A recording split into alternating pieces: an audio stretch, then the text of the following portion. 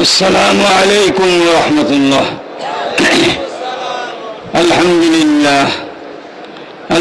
لله رب العالمين، والصلاة والسلام على من لا نبي بعده وعلى آله وأصحابه وبارك وسلم.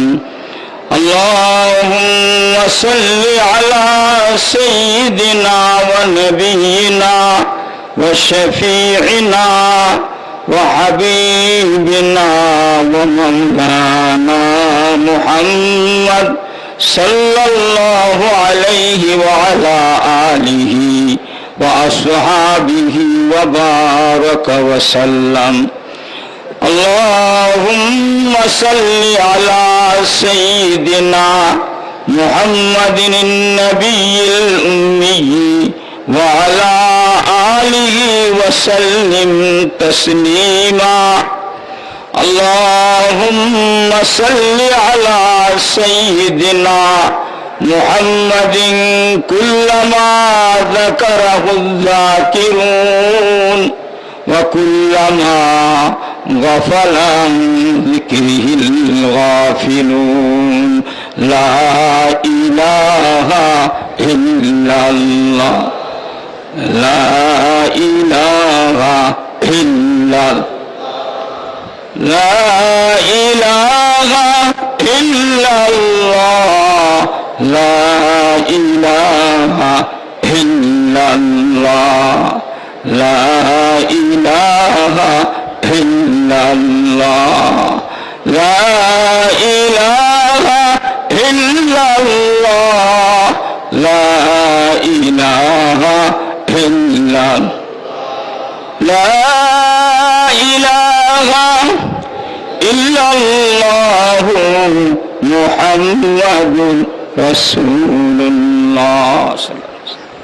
मुझको सरापा जिक्र बना दे, जिक्र तेरा आए मेरे इलाह। अल्लाह मुझको सरापा जिक्र बना दे, जिक्र तेरा आए मेरे इलाह। निकले मेरे हर बूने मुंह से, जिक्र तेरा आए मेरे इलाह। अब कभी तू छोड़े भी न छोटे, जिक्र तेरा आए मेरे इलाह। हल्क से निकले सांस के बदले, हल्क से निकले सांस के बदले, जिक्र तेरा आए मेरे इलाह। अब तू रहे बस ताक़ा में आखिर विर्द ज़बा, आए मेरे इलाह। ला इलाहा इल्लल्लाह, ला इलाहा इल्लल्लाह, ला इलाहा इल्लल्लाह, ला इलाहा इल्लल्लाह, ला इलाहा इल्लल्लाह, ला इलाहा इल्लल्लाह, ला इलाहा इल्लल्लाह मुहम्मदुर रसूलुल्लाह सल्लल्लाहु अलैहि वसल्लम। अम्मा बअद फअऊज़ु बिल्लाहि मिनश शैतानिर रजीम। बिस्मिल्लाहिर रहमानिर रहीम। इन्नल्लज़ीना क़ालू रब्बुनल्लाहु ثم استقاموا تتنزل عليهم الملائكة ألا تخافوا ولا تحزنوا وأبشروا بالجنة التي كنتم توعدون. نحن أولياؤكم في الحياة الدنيا وفي الآخرة ولكم فيها ما تشتهي أنفسكم ولكم فيها ما تدعون نزلا من غفور رحيم آمنت بالله صدق الله مولانا العظيم وعن عباس بن عبد المطلب رضي الله تعالى عنه قال قال رسول الله صلى الله عليه وسلم ذاك طعم الإيمان من رضي بالله ربا وبالإسلام دينا وبمحمد نبيا أو كما قال رسول الله صلى الله عليه وسلم আলহামদুলিল্লাহ আলহামদুলিল্লাহ আলহামদুলিল্লাহ আল্লাহ পাক সুবহানাহু ওয়া তাআলার আলিশান দরবারে অগণিত শুকরিয়া।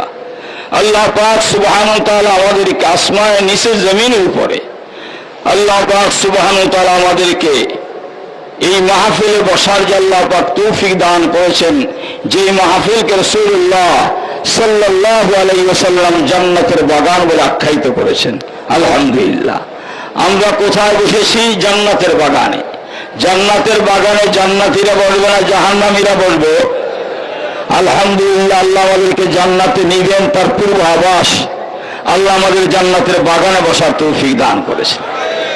বলবেন হুজুর এইটা তো পুরান কথা, আপনাদের মাহফিলে বসলে বলেন জান্নাতের বাগানে। জান্নাত তো হবে মৃত্যুর পরে, হিসাব কিতাব হবে, তারপর আল্লাহ পাকের নেক বান্দা বান্দিরা তারা যাবেন জান্নাত, তাদের আল্লাহ জান্নাত দিবেন। আর যারা কাফের মুশরিক বেঈমান নাফরমান তাদের জন্য জাহান্নাম। কিন্তু দুনিয়ায় বসে আপনারা জান্নাতের কথা বলেন, এটা তো আমাদের শুনতে আশ্চর্য লাগে, বুঝতে আমাদের কঠিন হয়। আচ্ছা এইটা যে জান্নাতের বাগান বলে সেটা আমি বলেছি না রাসূলুল্লাহ বলেছেন? আল্লাহ রসুলকে মিথ্যা বলেছেন নাকি? মিথ্যা বললে কি আর রসুল হন নাকি? আল্লাহ রসুল যা বলছে সত্য, বুঝতে আমাদের বুঝতে আমাদের সমস্যা হচ্ছে। ভাইরা আমার, আমাদের বরিশাল থেকে বাস লঞ্চ এরকম গাড়ি ঘোড়া বাংলাদেশের রাজধানী ঢাকায় রওনা হয়ে যায়, ছেড়ে যায়, যায় কি যায় না? তো বাসের টিকিট মাস্টার সুপারভাইজার যারা থাকে তারা ওখানে বসে ডাকে, বরিশাল নসুল্লাহ বাস, ঢাকা বাস কাউন্টার, ঢাকা ঢাকা ঢাকা। এখন এক যুবক যদি বলে এই যে ঢাকা বেড়ে তো বরিশাল, তুই কি গাধা ঢাকা বলো কা? বলে আমি বলছি কি দিয়ে বুঝো নাই, টিকিট কাইটে যদি আমার বাসের সিট নিতে পারো কয়েক ঘন্টার ব্যবধানে বাংলাদেশের রাজধানী তুমি ঢাকা বুঝতে পারবা। সুবহানাল্লাহ, কথাটা বাস্তব না বাস্তব? তাই যদি হয়, আল্লাহ রাসূল বলেছেন আমার উম্মত হক্কানি রব্বানি উলামায়ে কেরামের সহবতে তাদের নসিহতে তোমরা বসবা। এটা জান্নাতের বাগান। কেন? কোরআন হাদিসের বয়ান শুনে যদি কার দিল নরম হয়ে যায়, চোখে পানি এসে খাস্তাবা নসিব হয়, গুনাহগুলো মাফ হয়, গুনাহগুলো নেকে পরিণত হয়ে যায়। সুবহানাল্লাহ সুবহান। অতএব যেই মাহফিলে আসলে দিল নরম হয়, চোখে পানি আসে, খাস্তাবা নসিব হয়, গুনাহ মাফ হয়, জান্নাতের টিকিট সে পাইয়া যায়। সুবহানাল্লাহ বলেন না? এই জন্য আল্লাহ রাসূল বলেছে এটা জান্নাতের বাগান। যেই মাহফিলে আসলে জান্নাতের যাওয়ার টিকিট পাওয়া যায়, সেইটাই তো জান্নাতের বাগান হতে পারে। পারে কি পারে না জোরে বলেন? এই জন্য আমরা এই মাহফিলে এসে খুশি না বেজার? বন্ধুরা আমার, আমি গুনাহগার, পাপী, তাপী, মুজরিম, জাহান্নামী হতে পারি, আপনার আমার ডানে বামে সামনে পিছনে আল্লাহর প্রিয় বান্দারা থাকতে পারে কি পারে না? ওই আল্লাহ পাকের প্রিয় বান্দার ওসিলায় আপনাকে আল্লাহ পাক আমাকে গুনাহ মাফ করে আপনাকে আমাকে জাহান্নাম থেকে মুক্তি জান্নাতি ঘোষণা করে দিতে পারেন। পারেন কি পারেন না জোরে বলেন? যেই মাহফিলে আসলে আল্লাহ ওয়ালাদের সহবতে তাদের কাছে বসার কারণে এর বরকতে আল্লাহ পাক গুনাহ মাফ করে জাহান্নাম থেকে মুক্তি দান করতে পারেন, সেই মাহফিল অবশ্যই জান্নাতের বাগান। কি ভাই, আমাদের বুঝে আসছে তো জান্নাতের বাগান? আল্লাহ আমাদের কবুল আর মঞ্জুর করেন। আমি আপনাদের সামনে কোরআনুল কারীমের একটু আয়াত কারিমা তেলাওয়াত করেছি। রাসূলুল্লাহ সাল্লাল্লাহু আলাইহি ওয়াসাল্লাম অনেক হাদিস থেকে একখানা হাদিস। আল্লাহ রাসূল বলেন তিনটা বৈশিষ্ট্য যার ভিতর থাকবে সে ঈমানের মজার স্বাদ পাবে। সুবহানাল্লাহ বলেন না? সব জিনিসের স্বাদ আর মজা আছে না নাই জোরে বলেন? ঈমানেরও স্বাদ আর মজা আছে। কয় জিনিস থাকলে জোরে বলেন? তিন জিনিস। মান রাদিয়া বিল্লাহি রাব্বান, যে বলবে আমি আমার আল্লাহ আমার রব, আমি রবের উপর রাজি আর খুশি। আমরা আল্লাহর উপর রাজি খুশি না বেজার? আমাদের রবকে আল্লাহ বললে হবে না, আল্লাহই আমাদের রবকে। রবের প্রায় 70টা মানা, প্রত্যেকটি মানা প্রযোজ্য। রব মানে সৃষ্টিকর্তা, রক্ষাকর্তা, পালনকর্তা, হায়াতদাতা, রিজিকদাতা, দৌলতদাতা, হ্যাঁ ইমানদাতা, নাকি ভাই আইনদাতা, আইন প্রণয়নকারী কে জোরে বলেন? আল্লাহ। অর্থাৎ আমি আল্লাহর উপর সন্তুষ্ট, আমার রব যে আল্লাহ তার উপর আমি 100তে 100 সন্তুষ্ট, খুশি। মান রাদিয়া বিল্লাহ রাব্বান ওয়া বিল ইসলাম দীনাও, আমার জীবন ব্যবস্থা হচ্ছে ইসলাম। আমাদের জীবন ব্যবস্থা কি জোরে বলেন? আল্লাহ প্রদত্ত জীবন ব্যবস্থা, ব্যক্তি জীবন থেকে নিয়ে পারিবারিক জীবন, সামাজিক জীবন, রাষ্ট্রীয় জীবন, আন্তর্জাতিক জীবন, গোটা জীবনের আইনদাতাকে জোরে বলেন আল্লাহ। আর বাস্তবে আইন প্রয়োগ করে দেখাইছেন মুহাম্মদুর রাসূলুল্লাহ। মান রাদিয়া বিল্লাহি রাব্বান ওয়া বিল ইসলাম দীনাও ওয়া বিমুহাম্মাদিন নাবিয়্যা, আমাদের নবীকে মুহাম্মদুর রাসূলুল্লাহ। এই তিনটা বিষয়ের উপর যে সন্তুষ্ট, আল্লাহ বলেছে ঈমানের মজা পেয়ে গেছে। সুবহানাল্লাহ বলেন না? ঈমানের মজার দ্বারা কি বোঝা যায়? ঈমানের যখন মজা আসে মাওলার মহব্বত অন্তরে আসে। সুবহানাল্লাহ বলেন না? রাসূলের মহব্বতে দ্বীনের উপর চলা সহজ হয়ে যায়। আল্লাহ আমাদের সকলকে ঈমানের মজা গ্রহণ করার তৌফিক দান করেন। আমি কোরআনে কারীমে কুটা আয়াতে কারীমা তেলাওয়াত করেছি। আল্লাহ বলেন ইন্নাল্লাযীনা ক্বালু রাব্বুনাল্লাহ সুম্মা ইসতাকামু তাতানাজ্জালু আলাইহিমুল মালায়েকা। 50, 60, 70 বছরের জিন্দেগি আমাদের, এই জিন্দেগির মধ্যে যদি আমরা একটা কথা বলার মতন বলতে পারি, আল্লাহ পাক বলেন আর এই কথার উপর যদি দুনিয়ার হায়াত শেষ হয়ে যায়, ইন্তেকালের পূর্বে আল্লাহ পাক ফেরেশতাদের পাঠাইয়া, হ্যাঁ ফেরেশতাদের পাঠাইয়া 5টা শুভ সংবাদ দিয়ে ইস্তেকবাল করে নিয়ে যাবে। সুবহানাল্লাহ বলেন না? আমরা কি চাই মৃত্যুর আগে ফেরেশতারা আসুক, আমাদেরকে 5টা শুভ সংবাদ দিয়া আমাদের রূহকে ইস্তেকবাল করে নিয়ে যাক? আমরা চাই। কে কে চাই? হাত জাগাই। আল্লাহুম্মা আমিন। আল্লাহ বলেন তাহলে একটা কাজ কথা বলার মতন বলতে হবে। কি বলতে? ইন্নাল্লাযীনা ক্বালু রাব্বুনাল্লাহ, যে বলে আমার রবকে আল্লাহই। এ কথা আমরা বলি কি বলি না? আল্লাহ পাক আলমে আরওয়াহ রূহ জগতের সমস্ত রূহকে একত্রিত করেছিলেন, আমরা সব সেখানে ছিলাম। আল্লাহ সেখানে বসে বলছেন আলাস্তু বিরাব্বিকুম, আমি কি তোমাদের রব নই? আমরা সকলে বলেছিলাম ক্বালু বালা, হ্যাঁ আপনি আমাদের রব। আল্লাহ বলে যাও, আমি তোমার রূহকে, হ্যাঁ এই রূহকে আমি দুনিয়ায় একটা কায়ার মধ্যে পাঠাবো, নির্দিষ্ট সময় আমি যে রব তার মস্ক হবে, তার মস্ক হবে। আমরা যখন বালেগ হয়ে যাই, আমাদের নামাজের হুকুম এসে যায়, তখন নামাজে আমরা দাঁড়াই, প্রতি রাকাতে আল্লাহ যে রব 11 বার মস্ক করা হয়। কয়বার করেন? 11 বার। আলহামদুলিল্লাহ রাব্বিল আলামিন আছে না নাই? এরপর সূরা কেরাত পড়ে যখন রুকুতে যাই, রুকুর থেকে যখন উঠি সামি আল্লাহু লিমান হামিদাহ রব্বানা লাকাল হামদ, কয়বার হলো? 2 বার। আবার এই রুকুতে কয়বার বলছি সুবহান রাব্বিয়াল আযীম, কয়বার? 3 বার। কমসে কম তো 3 বার। 3 বার আর 2 বার কত? 5 বার। এরপর এক রেখাতে 2 সেজদা, প্রতি সেজদার মধ্যে তাসবিহটা পড়তে হয়। খেয়াল খুশি মতন পড়বো না, রাসূলের কথা অনুযায়ী। রাসূল বলেছে কোন তাসবিহ হবে? সুবহান রাব্বিয়াল আলা, সুবহান রাব্বিয়াল আলা, সুবহান রাব্বিয়াল আলা। কয়বার? 3 বার। তো 3 দুগুণে কত? 6। 6 আর 5 কত হলো? কোন? 11 বার। প্রতি রাকাতে কয়বার? একটা সবক যদি প্রতি রাকাতে 11 বার, আমরা দৈনিক কয় রাকাত নামাজ পড়ি? ফরজ হচ্ছে 17 রাকাত, সুন্নাতে মুআক্কাদা 12 রাকাত। 17 আর 12 কত? হ্যাঁ বলেন না কা? 29 বার। কতবার? 29। ভিতর কয় রাকাত? কত রাকাত হইল? 32। 32 এ 11 পূরণদান কত হইল? 352 বার। কতবার কয়? একটা সবক যদি দৈনিক 352 বার কমসে কম পড়া হয়, এই সবক কি আমরা ভুলিয়ে যাবো নাকি? আবার আমাদের যখন কবরে রাখবো, প্রথম সূরা মান রাব্বুকা, তোমার রবকে আমরা বলবো রব্বি আল্লাহ। সুবহানাল্লাহ বলেন না? এই সবকে আমরা আসি না নাই? নামাজ 5 ওয়াক্ত পড়ি না 6 ওয়াক্ত পড়ি? অনেকে নফল পড়ে না, আসে না, আমিন পড়ে না, ইশরাক পড়ে না, শাস্ত পড়ে না, তাহাজ্জুদ পড়ে না। কি আরো সব বাড়িয়ে দেবে কিনা? মস্ক পারবে কি পারবে না? যেই মাওলাকে আমরা এই জীবনে মাওলার সবক রবের সবক ইয়াদ করতে করতে করতে করতে হায়াত যখন শেষ হয়ে যাবে, ইন্তকালের পূর্বে আল্লাহ পাক ফেরেশতাদের পাঠাবেন উত্তম পোশাক আর উত্তম লেবাসে, সালাম দিবেন, মুসাফা করবেন, এক এক করে 5টা শুভ সংবাদ দিয়া আমাদের রূহকে ইস্তেকবাল করে নিয়ে যাবে। যে আলহামদুলিল্লাহ, এই সবকে আমরা আসি না নাই? কে কে এই সবকে হাত জায়গায় আলহামদুলিল্লাহ আলহামদুলিল্লাহ। ইন্নাল্লাযীনা ক্বালু রাব্বুনাল্লাহ, যে বলবে আমার রবকে আল্লাহি, আমার রবকে, আমরা এই 50, 60, 70 বছর আল্লাহকে রব বলে স্বীকার করছি নাকি ভাই? ইন্নাল্লাযীনা ক্বালু রাব্বুনা সুম্মা ইসতাকামু, অথবা ইস্তিকামাত, অটল অবিচল হিমালয় পর্বতের মতন, ঝড় তুফান বাদ বন্যা সাইক্লোন শীতার যা কিছু আসুক না কেন সব জায়গায় বলতেছি কার? রব্বি আল্লাহ, আমার রবকে আল্লাহি। বলে হুজুর এটা কি বললেন? ঝড় তুফান বাদ বন্যা, হ্যাঁ, গণতন্ত্রের তুফান, সমাজতন্ত্রের তুফান, ধর্মনিরপেক্ষতাবাদের তুফান আছে না নাই? ধরে বলেন, জাতীয়তাবাদের তুফান আছে না নাই? সকল ক্ষেত্রে আমরা বলতেছি কি গান? রব্বি আল্লাহ। কি বলতেছি? কি আমাদের রবকে?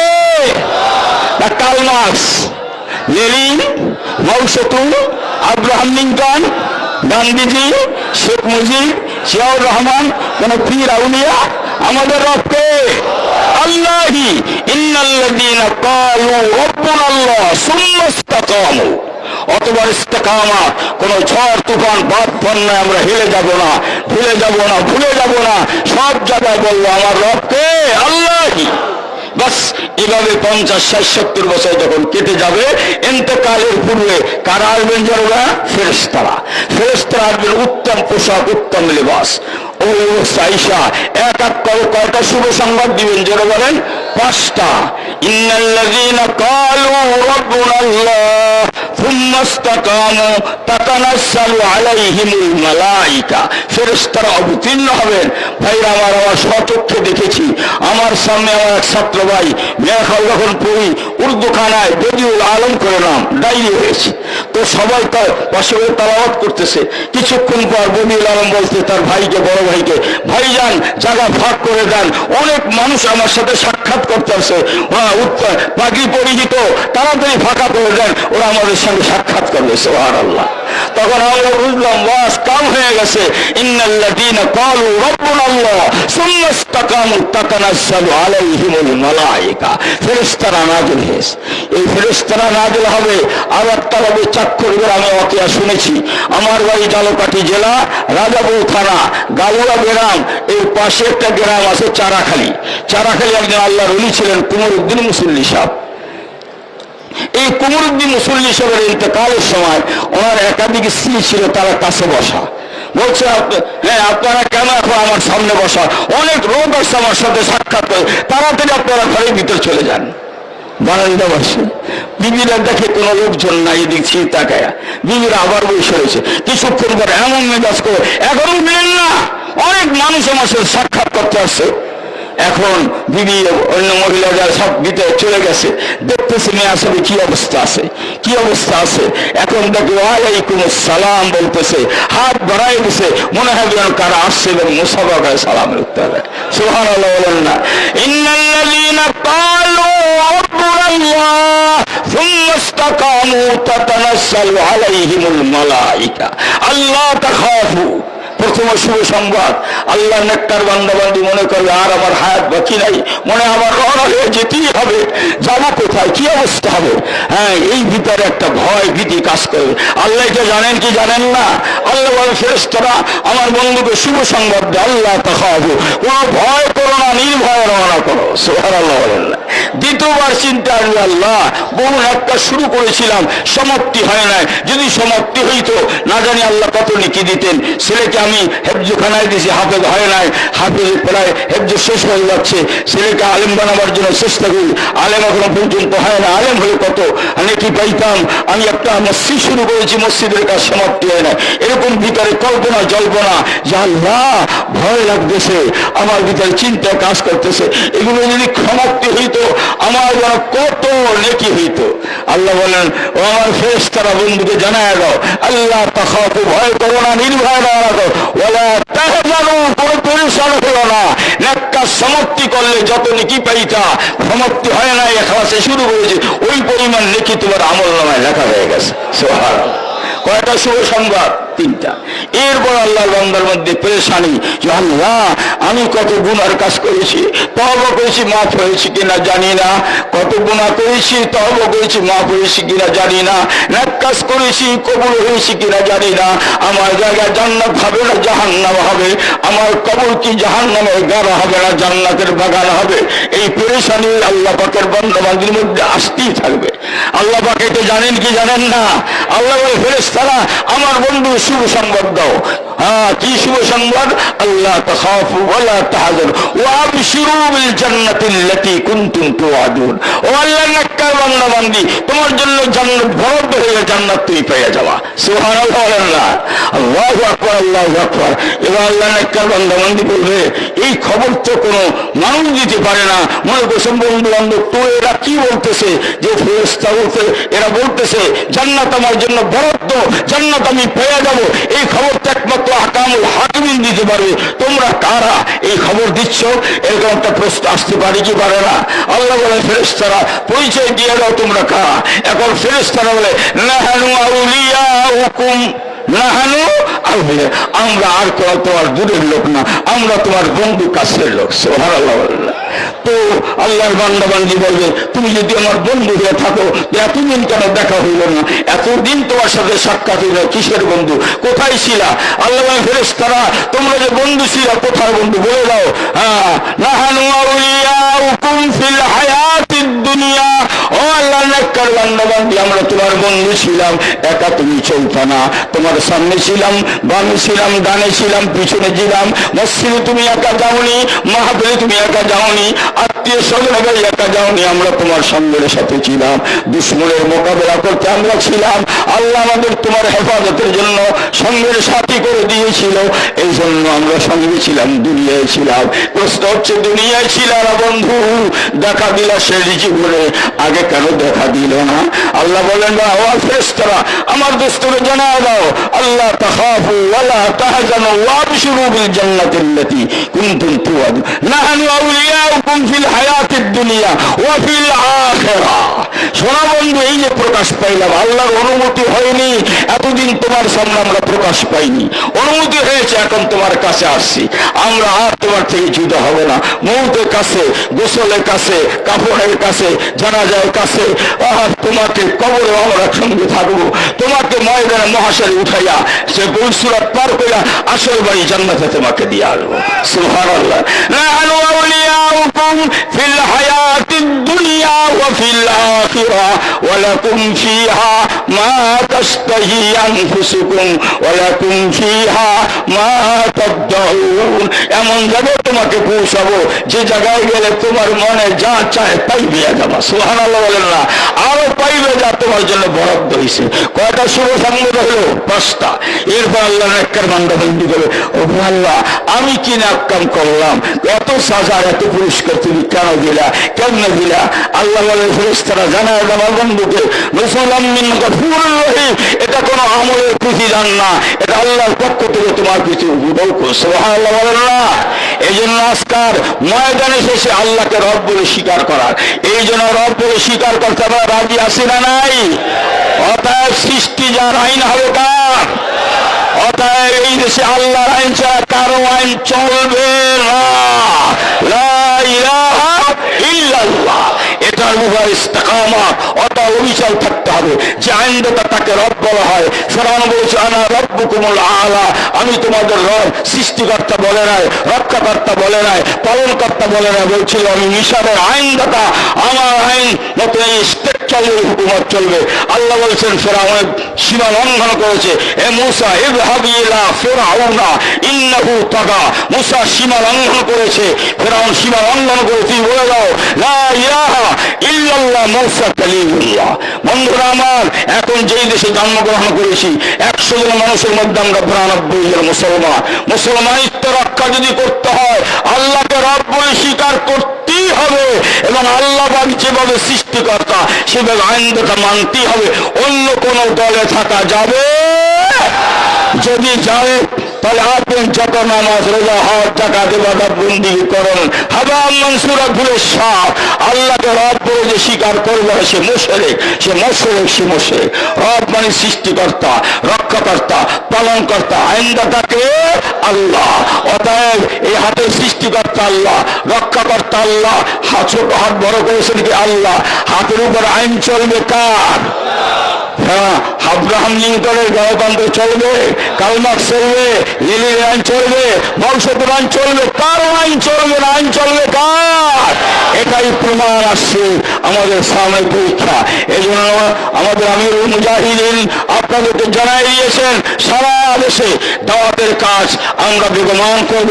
প্রত্যেকটা ইমানদার মুসলমানকে ইসলামী আন্দোলন সদস্য বানাবো।